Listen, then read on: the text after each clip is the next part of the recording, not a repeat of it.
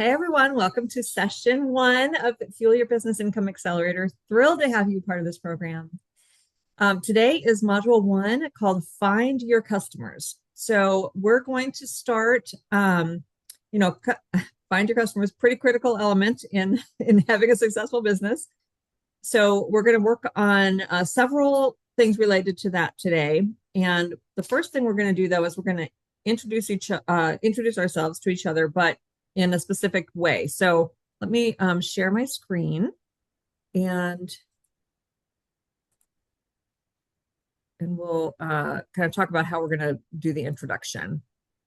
So I feel like finding your customers, part of that is about being super clear about what you do and how you help people. And so then once you're clear on that, then you can identify who your customers are and where they are and how to connect with them. So we have this thing that some of you have gone through before if you were in the challenge. It's called the Elevator Pitch Plus. So this is, you all know what an elevator pitch is, of course, quick way to introduce yourself, talk about what you do. This is one sentence that incorporates what you do, who you do it for, and why they care.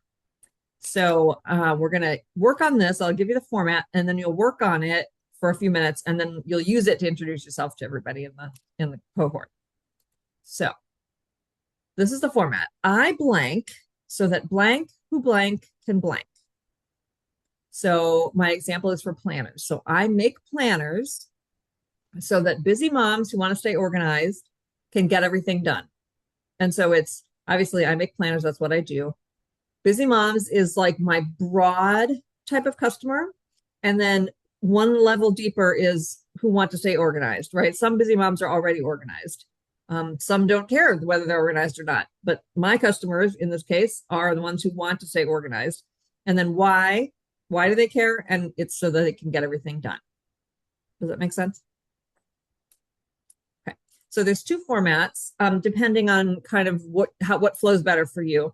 So the first one is what I shared. The second one, sometimes this works a little bit better for services. So by providing blank, I help blank do blank so that they will be able to blank what, right? So for Aviatra, it might be like by providing classes, we help women business owners who want to make more money so that they can, reach their income goals, something like that. So take a minute or two and work on this, and then we'll use it to introduce ourselves, and then we will workshop it as we go.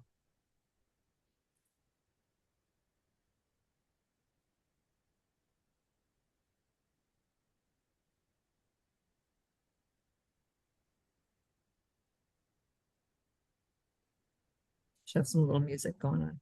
Da, da, da, da.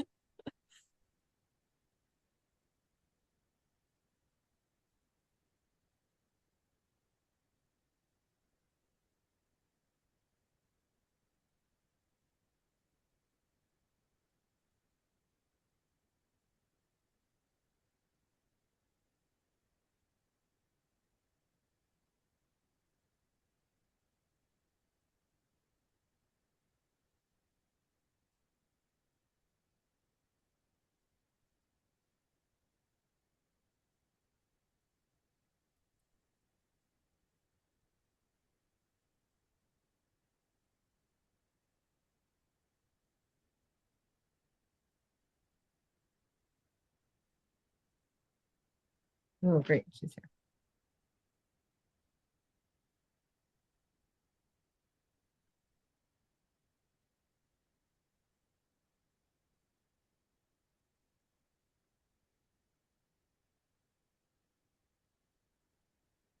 Hi, Crystal. Oh, Welcome. So hello. we're working on this statement. So this isn't we're going to use it to introduce ourselves in a minute. And the idea is to talk about what you do in one sentence, what you do, who you do it for, and why they care. So on the screen is the format of it. So, and I think there's an example in your workbook, but do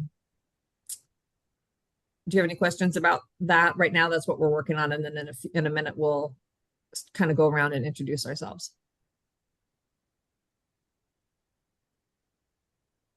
Does it make sense for you, Crystal? Oh, yes, I'm here. I'm sorry. I All was right. pulling everything up. All good. Thanks. Okay. Who is ready to do their introduction? I can do mine, but I feel like it's really long Okay. Sorry. and wordy. But Okay. so what I do is I provide insights and decision frameworks to help marketing and business leaders clarify where to invest and what to prioritize so that they can move faster and drive better decisions. Oh, I think that's pretty good. I think the move faster and drive better decisions to what end? Yes, to grow their business. Yeah. So I think you Yep. could just say to grow their business by making faster, better decisions. Yep. Yeah. But I think that's good. And it is wordy, but that's okay. Like what you do is a little bit complicated. All right. Great. Great job. All right. Who else? Hannah? Great.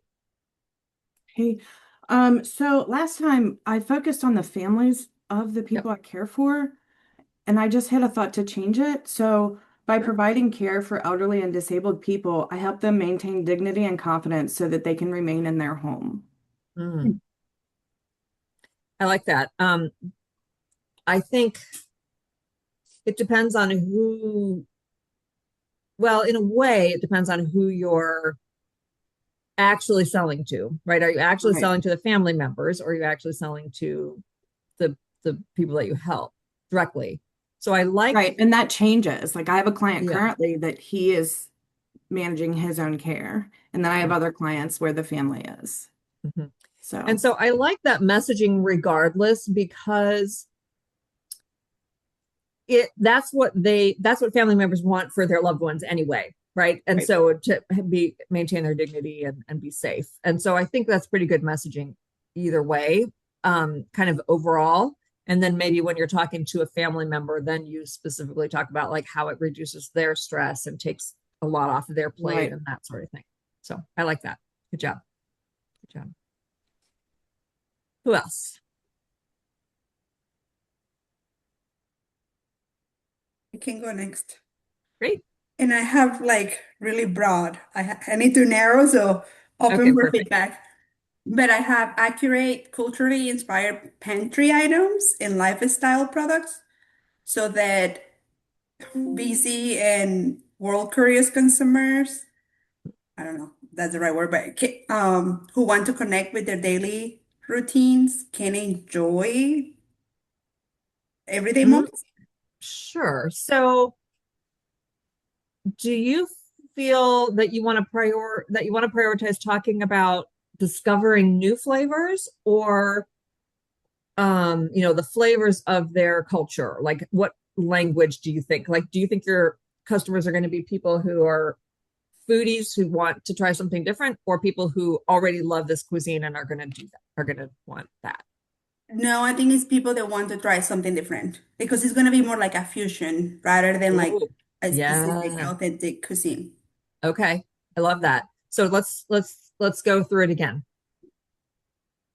So I create culture inspired pantry items so that, and then, oh, well, I'll tell you later. So the busy world curious consumers who want to discover new flavors can enjoy Yeah. really And I well. think can enjoy with ease, right? Because and I might push back a little bit on the language about the pantry items. Like, what is that? So it could be you could just say like mixes and you know, whatever, easy to fix meals Okay.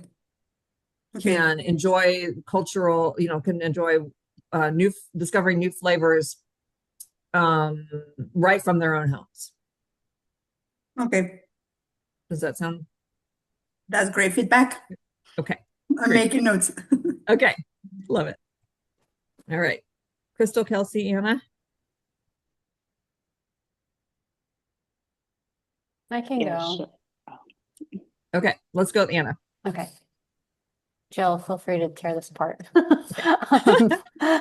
By providing marketing and writing services, I help creative agencies, production companies, and nonprofit organizations add capacity to their teams and leverage strategic insights so they can better serve their client base and reach their intended communities. Okay, so I like that. I think the first part is great. I think can you say the thing about insights again? Leverage insights, was it? Yeah, I don't like that either. I said add nonprofit organizations add capacity to their teams and Yeah. leverage strategic insights so they can better serve their client base and reach their intended communities. Yeah. So I think the leverage strategic insights comes a little bit out of left field. Now Yeah. I know, because I understand what you do, that you provide that strategy. Yeah. So I would say maybe writing and strategy services, Yeah. or writing and marketing strategy services, so that then I Mm-hmm. understand where that came from later Mm-hmm. in the sentence. And then Yeah. I think yes, for sure, better reach their communities, but also, like, make the impact that they want to make. Or, Yeah. if even if you said make the impact they want to make and you're working for a big corporation like Levi, who I know you've worked Yeah. for before, that's still great. They want to make the impact, and the impact is selling more jeans, right? Yeah. And if it's working with a nonprofit, the impact they want to make is, feeding more people or whatever it is. Mm-hmm. Yeah, totally. Okay. Are I we changed. allowed? Oh, Oh, go sorry. ahead. Yes, definitely provide feedback. That's part of what I love about this group. It's like this cohort model. Anna, I understand what you're doing too. I was wondering when you first gave your statement, I was wondering if what you were saying was something along the lines of consumer informed communication, or Yes. I was thinking it's based on what there's all kinds of sexy words you could use for that too, like Yeah. human centered, consumers, like depending on how you want to do it. Yeah.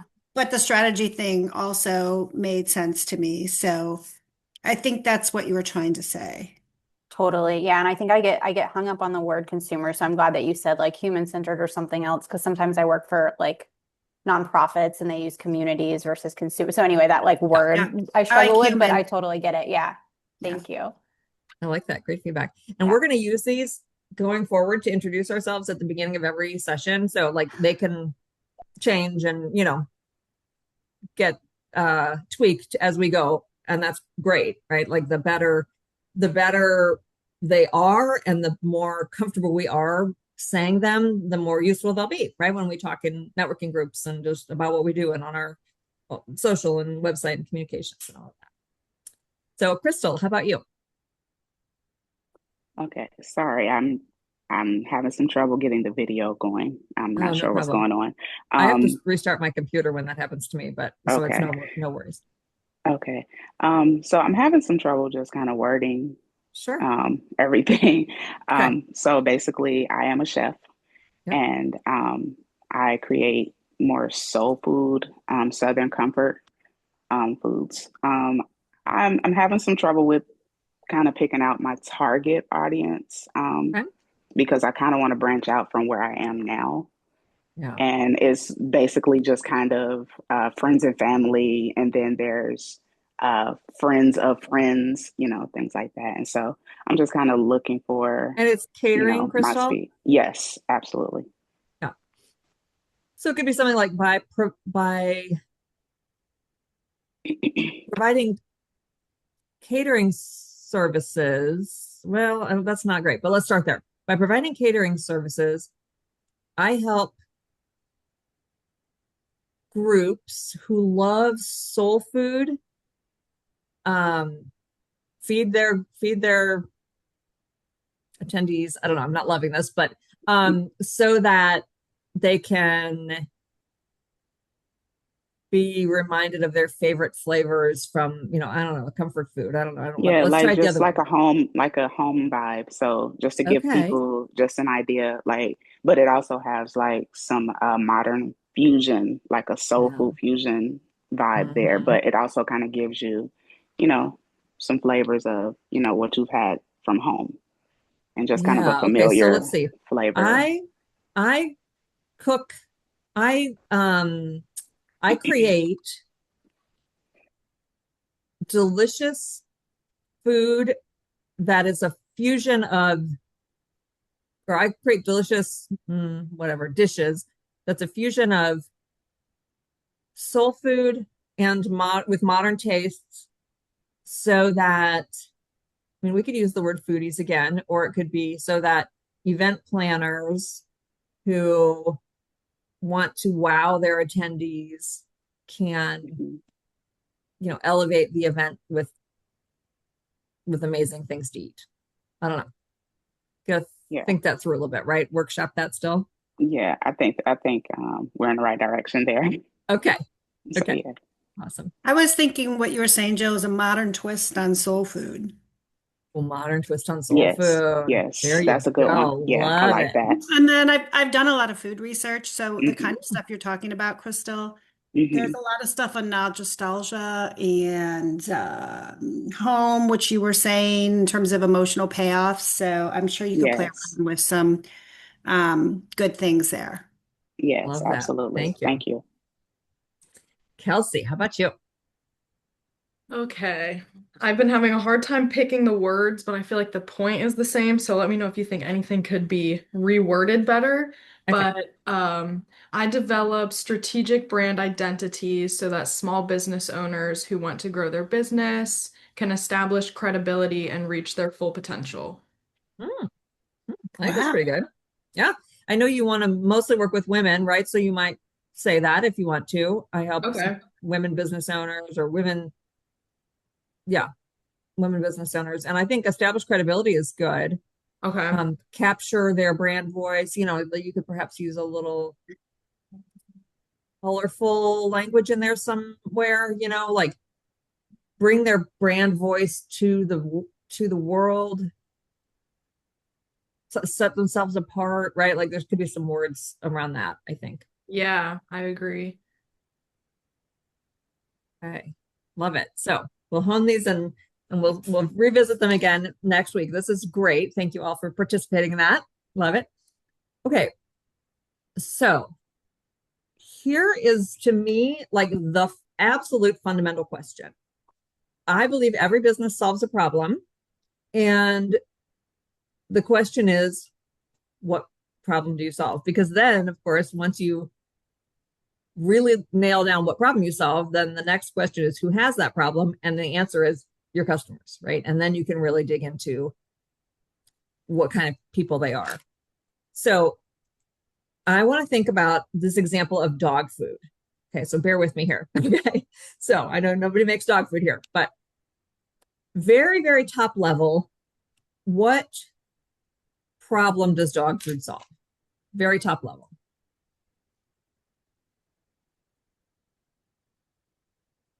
Easy answer. What is it? Hunger. Yes. Hungry dogs. Absolutely. Hunger. So, of course, if that were the only problem that dog food solved, there would be perhaps not literally thousands of types of dog food, right? Just be a big thing of meat, maybe.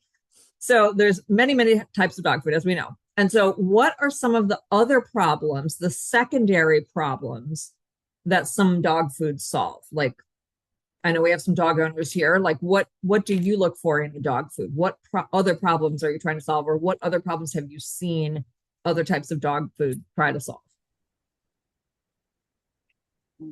Just healthier versions, maybe. Yeah. Yep. Absolutely. Nutrition for sure. Maybe like things like their joint health or like their coat or like sensitive stomachs. Yeah. Specific problems. Yeah. Hmm. Any other thoughts?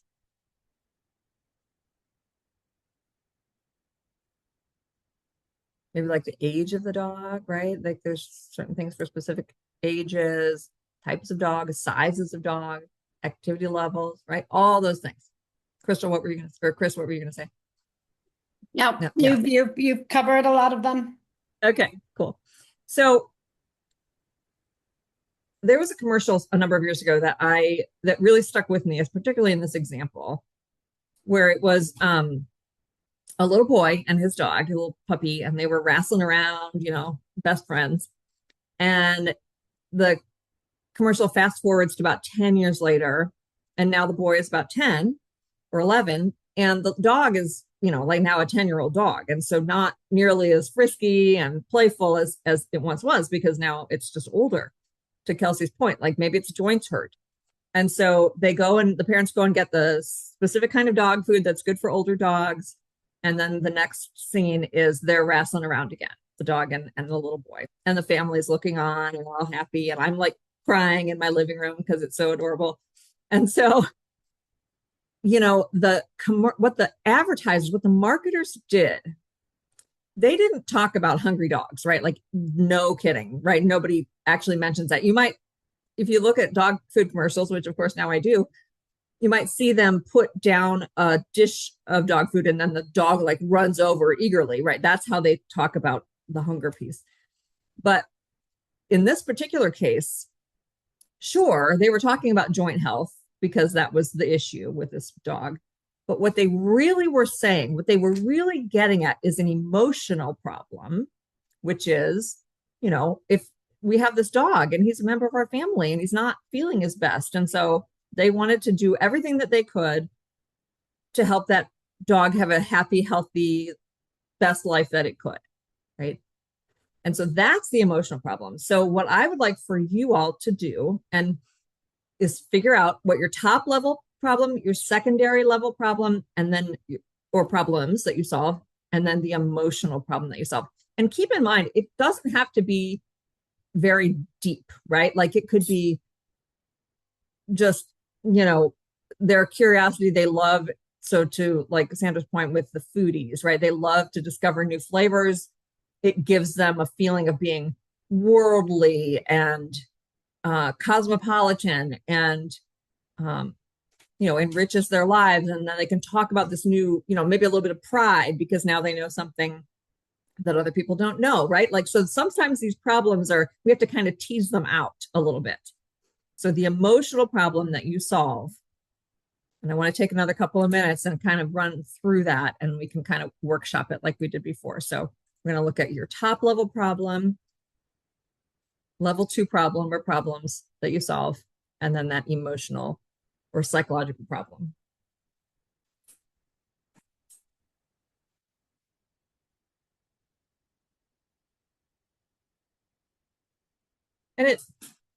Let me say too, it's not necessarily, you don't have to think of it as a problem if that's kind of a barrier. It could be just a desire that you're solving for them, an emotional desire. Status is a big one for some people, right? Like that's why somebody might buy a super fancy car instead of just a Toyota or whatever, right? Status. And that's a big piece. That's a big driver in our economy.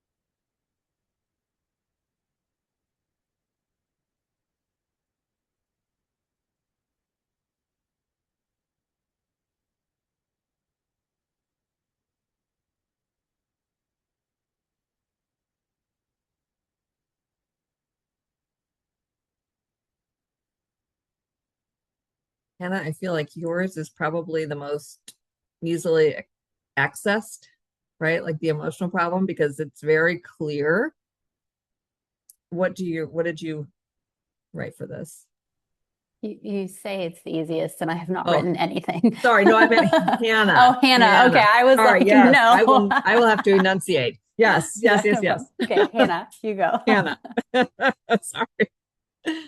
Sorry, I'm really no good at going from the like fill in back to this. So, oh, sure. Sorry. So, okay, so I have, oh my goodness, I did it again. How did I even get here? No worries.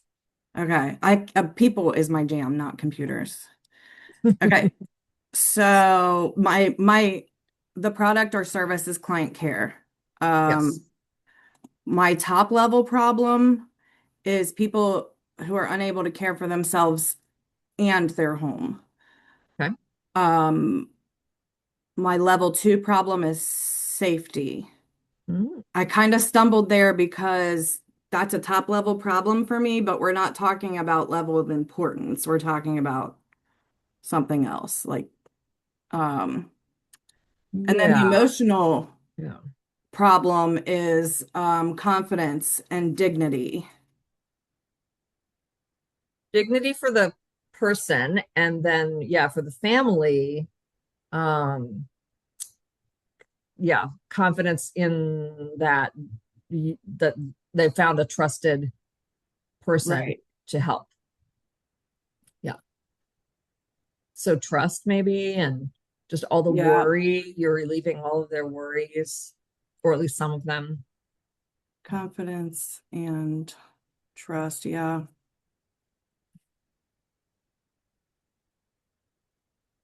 I've been told so many things like families like they sleep better at night. You know what I mean? Just Yes. knowing, and I understand that from just because my kids being teenagers or whatever, and um Yeah, you're delivering peace of mind. right, yeah. And Right. then so the additional problems my business solves stress relief for the Mhm. families. Um I think maybe the secondary problem is the home, like, because the primary problem is being able to care for themselves and their own personal safety. And then secondary might be the home. um the secondary like the additional problems. Yeah. So maybe Okay, like, so stress yeah, relief for the family and then um care for the home. Because some of the care is like immediate safety, and right. then other care is you can't vacuum your floor, Yeah, and you want that to be done, right? right. But that's Um, secondary, right? The safety is obviously right, right. very primary. Yeah. Good. Good. I definitely think stress relief for the family and dignity for the person are the emotional problems. Yes. Good job. Who's next? I can go. Okay, great. Okay, so I have for my product or service, strategic branding. Top level problem would be not having a clear brand identity or presence. Level two, lacking credibility or not getting enough sales and clients. And then for the emotional problem, I did they just want to be successful or provide for themselves and their family doing what they love. I mean, that's definitely, yes, I would say that's absolutely success in this business, in their business is absolutely the emotional problem. Yeah. Hmm. Can you read the top one again? The top level problem? Not having a clear brand identity or presence. Yeah. I think that's probably true, but I think they might describe it a little bit differently. It might be like not standing out in the marketplace. Yeah, Because like totally. they would not necessarily say my brand identity isn't very clear. They more be like, there's a lot of people who do what I do. How do I stand out? And that Yeah, is, of or course, like your answer is, a clear brand. Yeah. totally, or like maybe feeling disjointed or all over the place. Yeah. I think the credibility is a good one that you added as a second level. Yeah. Cool. And maybe also align, having their branding aligned with their values. And so, not just like a generic brand, but like something that really showcases or really, yeah, is just aligned with what they want to put Totally. out into the world. Yeah. Good. Good one. Okay. Who else? I'll try it out and see if Great. I get this together. Okay. So my product or service, I just did like food service slash catering. The top level problem I kind of struggle with just based on the fact that um, I sell food just pretty much daily, like plates and things like that, Okay. and dinners. But I also um, I sell food to a lot of hospitals and things like that, and Oh. just nurses and things like that. So I think that somewhat where I am now, it's more of the top level problem would be like just making the foods accessible. So it's like accessible foods.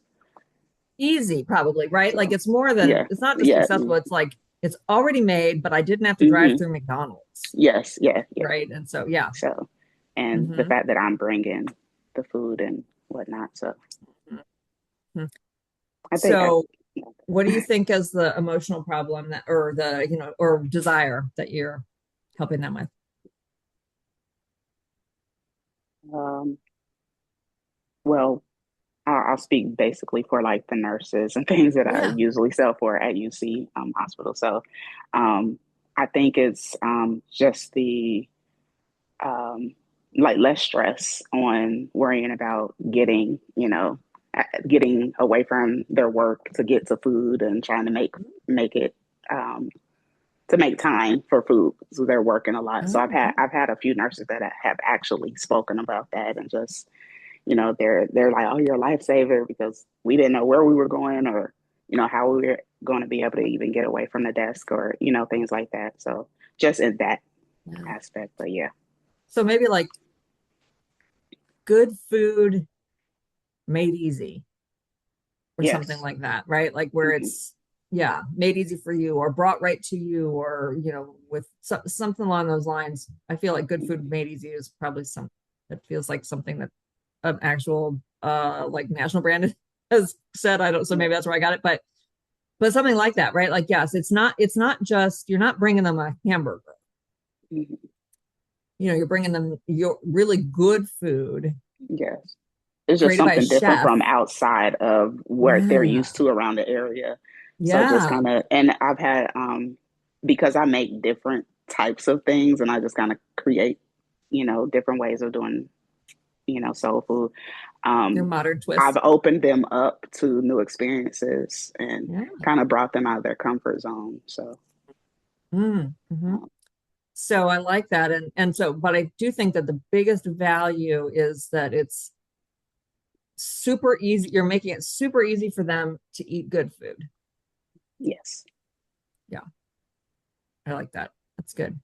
They don't have to feel guilty about it. They don't have to default to some crappy food. Hmm. It's, it is, maybe giving them some new flavor profiles that they're not used to. Yeah. But yeah, Hmm. I like that. That's great. Huge differentiator. Okay.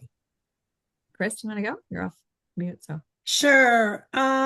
The problem that I'm addressing at the highest level is that most companies have plenty of data, but they don't have clarity on what to do with it, like what to do uh, next. So then I was thinking the second level is to be more specific about how to use data. So it's like decide what to prioritize, what insights to turn into action, and where to play in the marketplace. If that's good enough or not. And what I'm really solving for is kind of the overwhelm that people feel when they have a lot of information but don't know exactly how to use it to make a decision, and that can lead them feel uncertain, afraid of making the wrong decision. And so I guess what I'm delivering is confidence, and I think that's like kind of the main one, confidence. yeah, confidence in their decisions Yeah. or in, yeah, I think so too. Confidence in their decisions because they understand, because they're data driven now. They're not just Mhm. gut. Right. Yeah, I agree with that. Anybody have any other thoughts for Chris? Yeah. All right. Sandra, I'm going to give Anna just a teeny bit more time. Um, Sandra, how about you? so I'm gonna need your help on this one. Sure. But technically, I have two aspects, right? So I have like the food and like the packaged good, but then I Yep. also incorporate in some like, let's say like cooking bowls, right? If you're making waffles and pancakes. Mm. So the full idea is that people that don't enjoy cooking or they have never really experienced cooking because it takes too much time, like get into cooking. Love if that. that makes sense, right? So I'm Yeah. thinking something like busy people want maybe convenient products that make cooking experience easier, Oh, but that you don't lose the quality of the ingredients then starting from scratch, because starting from scratch takes too long, in my yeah. opinion. I Um, like that. I feel like there it kind of lives in that you want to cook at home, but there's too many steps. And what mhm. equipment do you need and all of that. So it's like cook at home and have it turn out really well, Yeah, as opposed to like the disaster that you might be used to preparing. yeah, if you start from scratch. And then the other aspect is, again, I'm gonna do more like a fusion Yeah. when it comes to some of those food products. I'm Mexican, so I feel like I always bring my heritage, but a lot of Yeah. the time when it comes to like um again, like kitchenware, it feels more like a souvenir rather than like a practical product. So maybe like as we design these products, just make sure they are for everyday use kind of thing. Yeah. I like that. I think it's maybe like, you know, growing your cooking skills or like, I want to like the phrases in my head is like homegrown home cooks or something like that, where you're just like growing your own skills with it, with confidence, with make it just so easy. Like not only is here's the ingredients, here's the cookware. Like Hmm. you don't, right? Like that, it's just all the guesswork is gone. Yep. Yeah. So I think confidence and being able to cook a wonderful meal without, yeah, without any question, like it's pretty much foolproof. Yep. So the confidence, yeah, the Yeah, confidence in being able to cook a meal, I think is, I really like that, the confidence part of it. Okay, yeah, I'll incorporate somehow. yeah. I mean, this you certainly like the end result is going to be good because it's we've done the work for you, but Hmm. but you get to prepare it. Like so that gives you that extra feeling of like some days you want Crystal's food where you don't have the time to prepare it, and some days you want to prepare it, and that's Sandra, right? So that's perfect. Yeah, Yeah, Yes. yeah, great. I think I'm going to steal that. Absolutely. You guys can partner up. yes. So, Anna, what are you thinking? Okay. So the product or service, I just have umbrella marketing and professional writing services, which I know is not specific enough. That's all right. But so top problem, inconsistent messaging and narrative flows and or disjointed or non-existent comp strategies. Okay. I mean, this isn't customer facing, right? This is for Is you yeah. to use. So, yeah, Yeah. I think that's accurate. Level two, struggling from capacity gaps internally or like an internal lack of knowledge of specific Hmm. topics, Yeah. which I think kind of goes hand in hand sometimes. Um, and then the emotional, psychological desire. I think like I have the two buckets of kind of Yeah. clients, Jill. So like, but I think on both sides, it's like even if it's the B2B clients or just And so when direct, Anna says B2B, she's yeah. talking about like other marketing agencies hiring her to do a piece of the project. Yeah. Or I'm like doing it directly for a client Yeah. without an agency like middle person. Um, I think on both sides though, I just wrote that they both just want to they want to feel seen and credible. Um, like to have either like my client's client and then their consumer or Mhm. my client's community or consumer, right? Like to have that final destination audience, like that final target audience, know that the work is as important as they already know it is internally. Does that make sense? Yeah. Although I think if we're so like, and to your point, the ultimate consumer of what you do is the average person, right? The Yeah, buyer of the thing of the thing of the thing, or the yeah, recipient of the services from the nonprofit. And so ultimately, that's who they want to successfully serve. So it's maybe yeah. like marketing and communications that speak to the ultimate consumer, the ultimate user of Mm, right? Because that's what they really want. They want it to be effective, ultimately. Mm-hmm.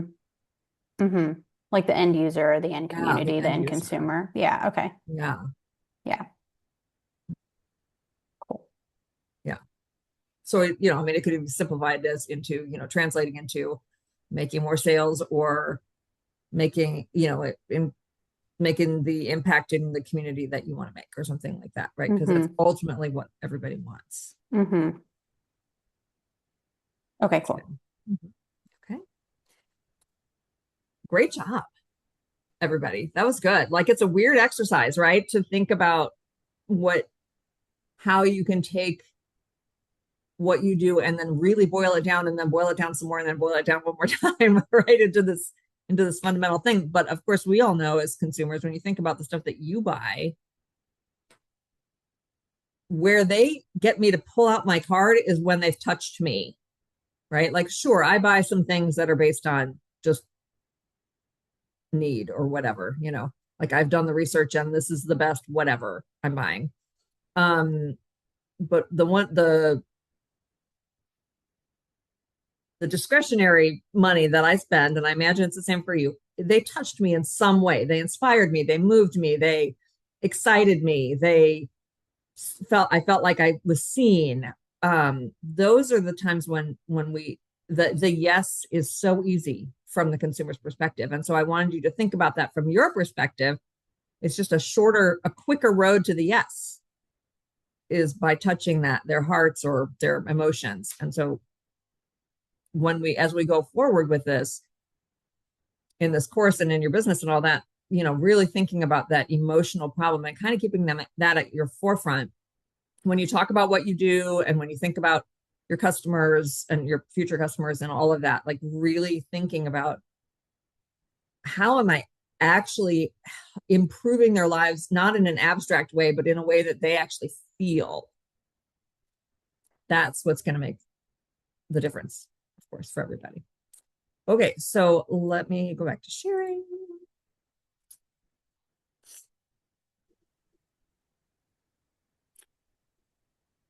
Okay, so as I say, now that we understand what problems you solve, the question is, who has those problems? So those are your customers.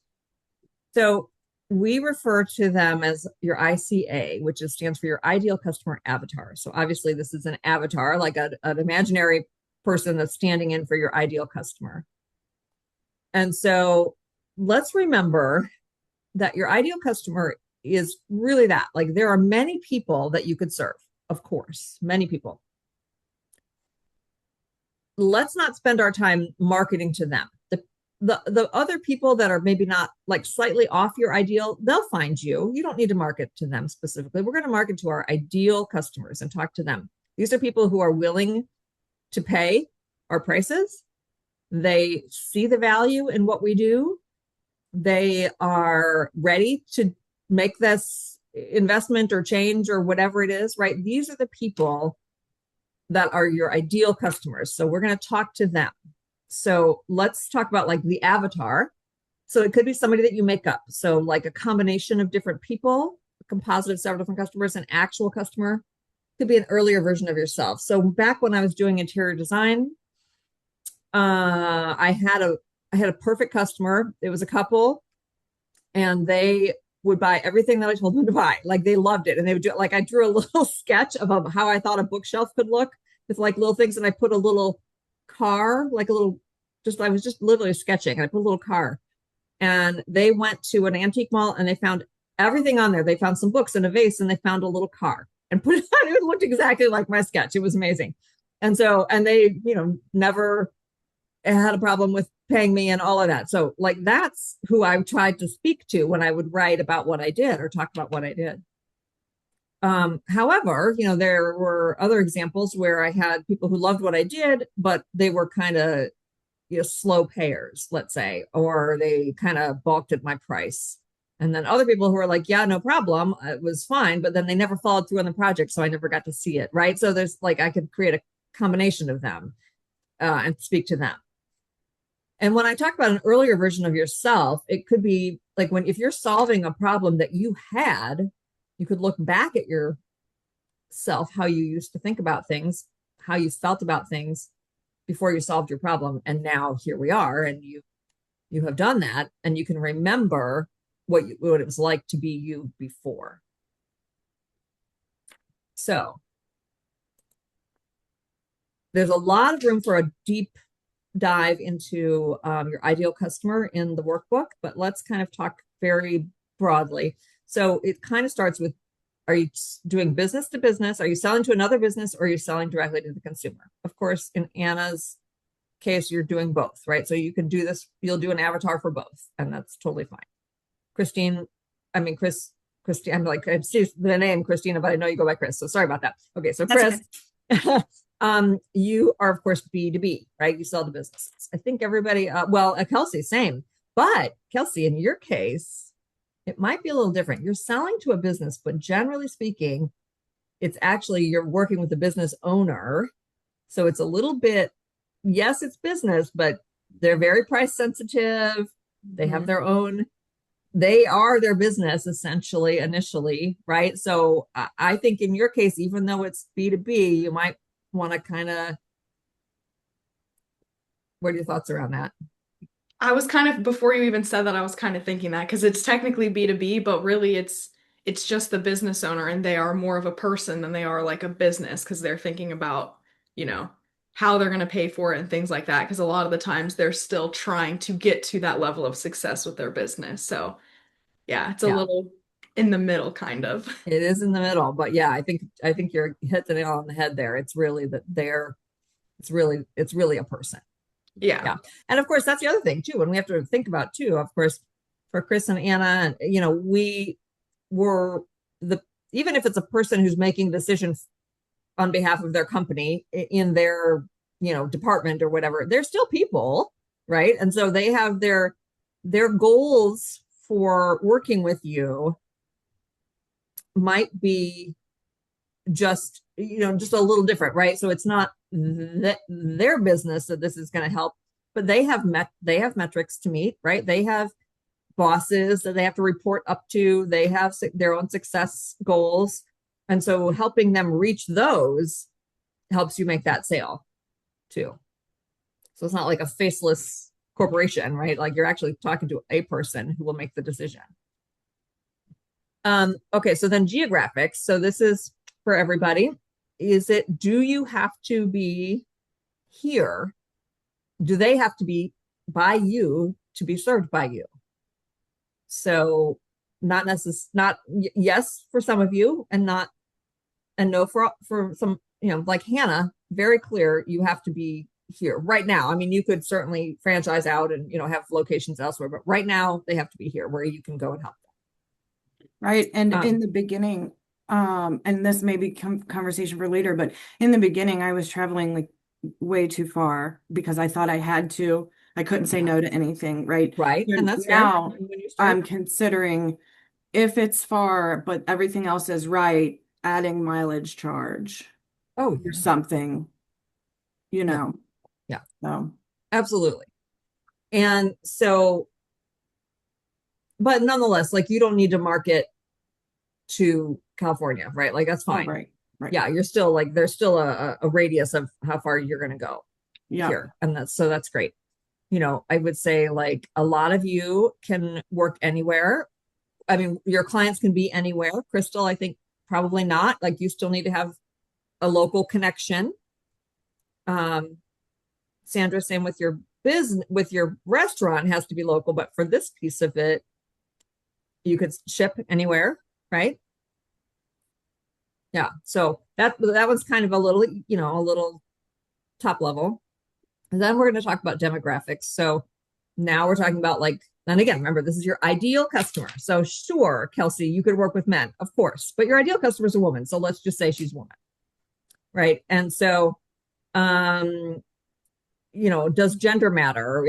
Sometimes does age matter? Sometimes marital status might matter. Financial status probably does matter to all of us because they have to be able to afford what we do. So thinking through what does that look like? So then the psychographics, those are the things that they are interested in doing. or their opinions about things. So this might be political opinions. It might be hobbies, might be, activities that they do, like maybe biking or, I don't know, whatever it might be, right? So these are things like, do you have any thoughts around, doesn't matter. Is it relevant? Their psychographics. So perhaps, Hannah, for you, maybe it matters that because they want their loved one to stay in their own home. That's like important to them. Their opinion is that, nursing homes are not right for them. Yeah. Whatever. And that would be an interest we would share, right? Of I want your loved one to stay in the same home too. And sometimes I've learned there are people voice their opinions and I decide I don't want to work there, right? Yeah. I literally had a customer ask me if I was overweight. And I said, I'm sorry, why does that matter? And they said, because fat people are lazy.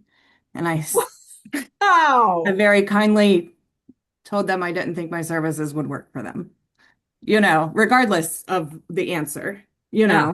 So That is you brutal. find all kinds out there. Good for you. Yeah, right. And so, yeah, like I was talking recently with somebody who said that their boss or the person that hired them doesn't really believe that women do a good job. Yeah. And so like, okay, no, thank you, bye.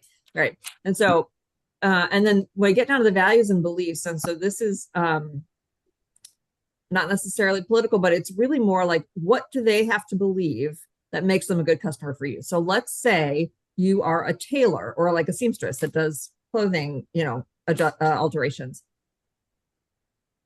They would have to be a value to your customer that they want to look good, right? Like they want a custom fit. They don't want to just look like they just went and shopped and put it on, right? There's a lot of people who don't care about that. That's not a value for them. So those people are not your people if you're a tailor.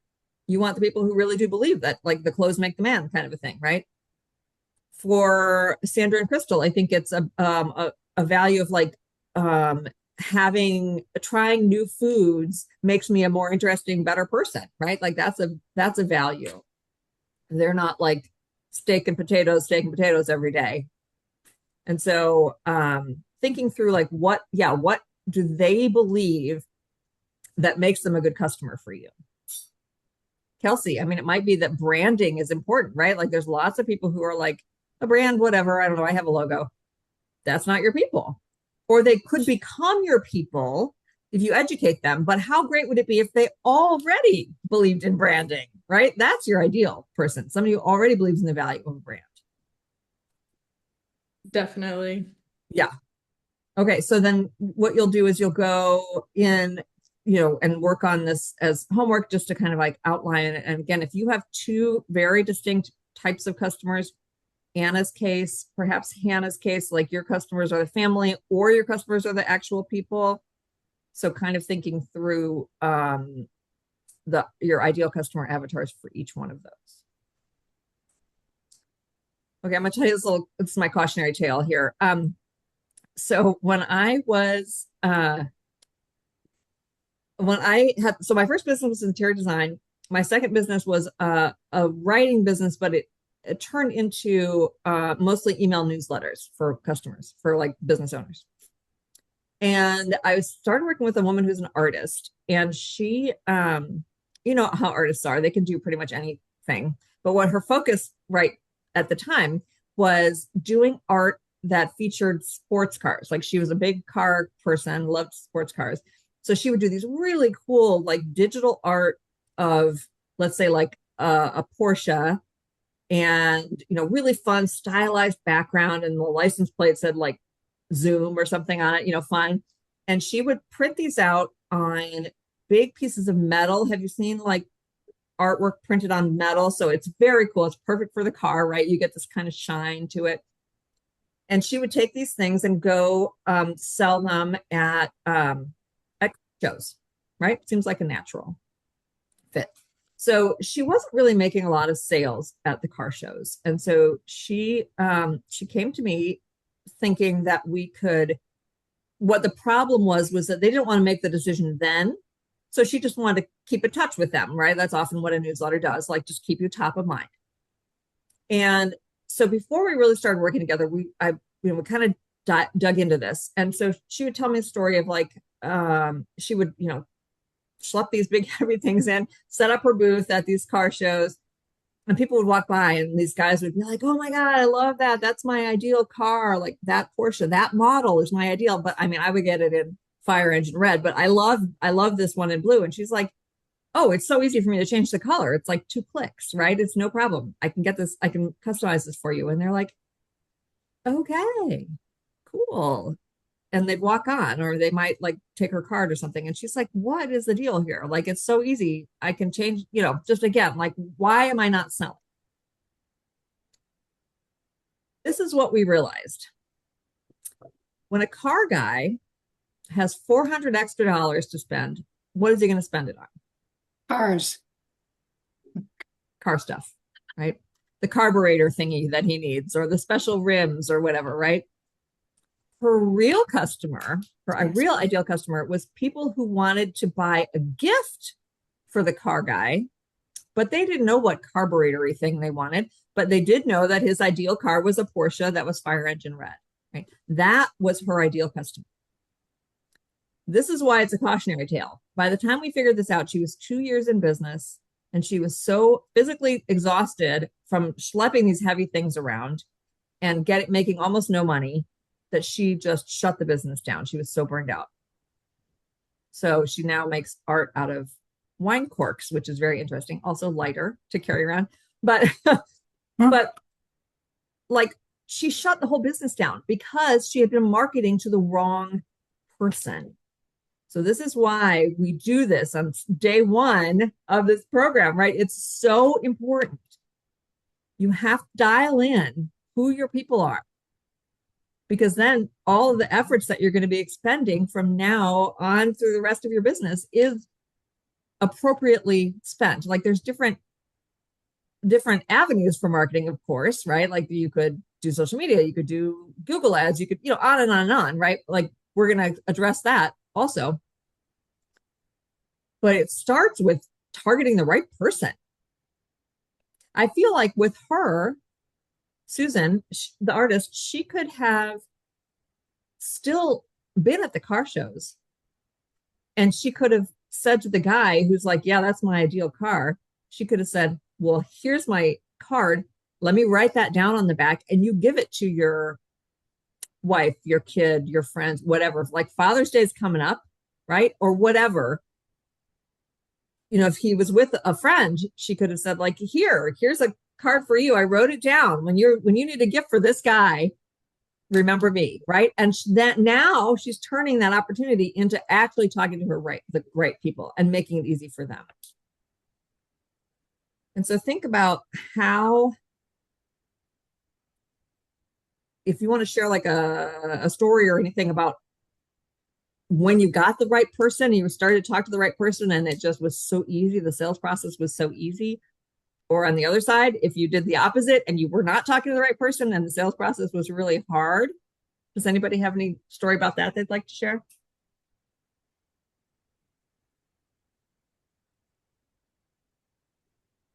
Like, Crystal, how did you meet your nurses? A friend of mine actually worked there, and she's not there anymore. But I guess the people, they were, I guess, still looking for the food that they had before when she was Love there. it. And so, Yeah. So they already were sold on you, right? They loved it. yes. They'd already had it. Mhm. And you were like, gosh, this really actually brings so much value because they're so busy and they have worked these crazy shifts and they're probably exhausted. Yes. So there's your ideal person there. Mhm. That's perfect. And it was an easy sale, right? You're like, sure. Yeah, it was. Love that. And I've also branched out. I didn't mention to the Talbert House, which is right around the corner from there. So I serve the employees there as well. Great. I love that. I really think your business offer really sits at that intersection of convenience and Mhm. delicious food, right? Yeah. Like, convenience, sure, drive through, I right? think But that's that's what not I what we're doing. probably meant when I said accessible earlier. I think Yeah. convenience was Okay. a much better word. Yeah. Yeah. Love it. Any other, I mean, look at Hannah, like perfect example of that dude that was like, you know, fat people are lazy, whatever. You're like, I'm out. You're not my ideal person. I don't even care if you have money. I still don't want to talk to you. Right. So that's not, yeah. I mean, I don't know how you solve for that, right? Like you can't put that in your marketing, but still, yeah. All right. Well, let's talk about homework and next week. So homework, as I mentioned, is just kind of complete your ideal customer avatar stuff and anything else that you want to go back and revisit. We're going to start, as I mentioned, every session with, wait a second, I'm not sharing in my, let's see, every session with the elevator pitch plus. So you can kind of work on that and we can workshop it as we go. No problem about that. And then next week is define your message. So this is, we were starting to work on messaging already, but we were kind of setting a little bit of the foundation of the messaging. So who you're talking to, why they should care, right? So next week, we're going to talk about setting yourself apart. We're going to talk about telling your story. So we have Jasmine. I don't know if some of you have met Jasmine. She's on our team. Jasmine's going to talk about telling a customer success story. And then we have another woman whose name is Jessica Tames, and she is a marketer. She's going to talk about telling your founder's story. So both are really critical stories in your messaging, success stories from your customers and your own story. And then Jasmine has developed this whole framework for your marketing pillars. So these are kind of, the things that you're focusing on. And love, Kelsey, if you want to chime in that message, in that lesson, that'd be great. Right? These are the things that are kind of defining your business and then using those instead of being all over the place with your messaging. So that's going to be next week. We're done a little bit early, so I'm going to give you back your time unless we have any questions. Great. Well, I appreciate your participation, enthusiastic participation. And Sandra, did you have a question? Do we have to send you the PDF files? Do we have to send them back? No, you do. Thank you. Great question. You do not have to send them to me. We'll talk about them next week. And if you want to send them to me for my 2 cents, I'm happy to give it. Okay. But you don't have to. Yeah, we'll just talk about it. And so I have one question, Jill. Would you ask everyone if they'd be open to any one-on-ones or networking outside of this? I definitely hear some overlap or at least complementary things that we're doing. Yeah. Does anybody have any objections with people, with you all using the email list for, that like on my emails and to reach out? Great. Okay, good. And then, okay, thank you. And then we do have our get together, like our celebration, end of the cohort celebration. If we want, since we're all local, I've made it online because sometimes we have people from outside the area in the cohorts, but we're all local here. We could have it in person at Aviatra if we want to. So I'll throw that out there and then everybody could meet in person. Great. All right. Thank you all so much. And I'll see you next week. All right. Jill. Bye. Thank you. Thank you. Have a good day.